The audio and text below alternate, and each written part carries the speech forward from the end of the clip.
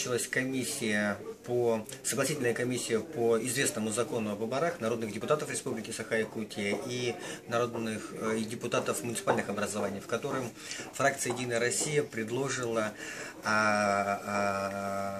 свои новые идеи, которые на сегодняшний день на самом деле запутывают всех. А никто не может понять, что за идея объединения или создания округов, депутатских групп, в которых будут 5, в списке 5 лидеров, 3 будут региональных лидера и так далее. Более того, в законе также указывается о том, что студенты должны голосовать по месту своего пребывания. А вы, если знаете, уважаемые жители города Якутской Республики, о том, что избирался в мэр города в прошлом году, и такая же ситуация у меня была по поводу студентов. Просто приняли закон очень быстро, в короткие сроки, для того, чтобы студенты здесь, в Якутске, голосовали, а не по месту своего постоянного места жительства. Что этот закон дает? Для чего он нужен или почему именно партия власти сегодня стремится так быстро, в скором порядке этот закон принять? Ну, во-первых, все мы знаем, что в республике сегодня рейтинг тех или иных партий, он практически известен. Не так давно были выборы в Государственную Думу Российской Федерации. Более того, я вам скажу, что мы сегодня среди жителей, реально депутаты, которые работают на земле, знаем отношение к власти. Соответственно, рейтинг, он просто так не поднимется, его нужно создавать, много времени это тратить и так далее, а время очень мало. Поэтому, если мы посмотрим выборы 2008 года, те показатели, где точка невозврата была уже преодолена менее 50%, и выборы 2012 года прошлогодние, мы видим, что действительно надо что-то партии власти делать. Поэтому придуман этот был закон. Он вообще запутан, на самом деле закон очень запутанный.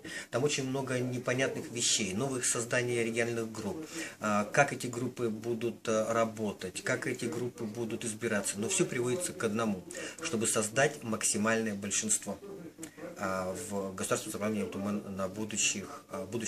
в будущем созыве. Тогда это даст возможность принимать законы по президенту, а именно закон по избранию президента. Может быть такой принят закон, как, например, о президенте Республики Саха-Якутия, где депутаты Госсобрания Ултумен будут просто его назначать.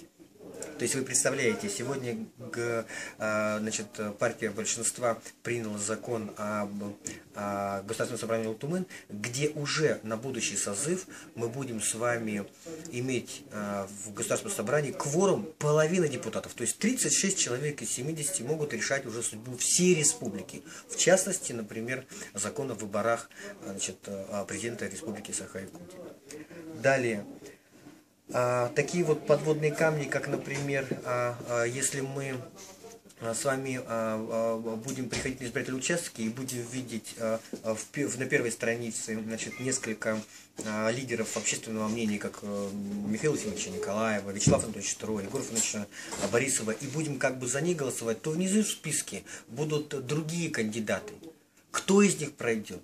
Кто будет третьим? Кто будет вторым? Кто будет первым? Непонятно. И самое главное, это все приводится к тому, чтобы на самом деле у нас от партийной системы мы уже отошли и перешли к одномандатным округам.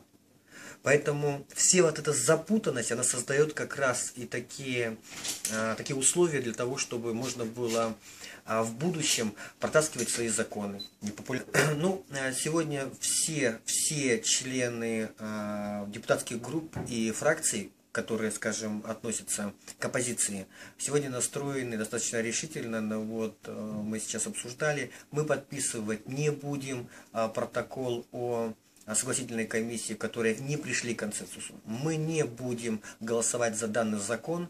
Сегодня партия власти будет только собирать кворум для того, чтобы этот закон протащить. Я называю протащить закон для того, чтобы он был принят. Всеми правдами и неправдами. Поэтому я думаю, у нас есть еще инстанции судебные, мы можем обращаться в органы государственной власти Российской Федерации и показывать на самом деле истинное лицо нашей правящей партии и власти.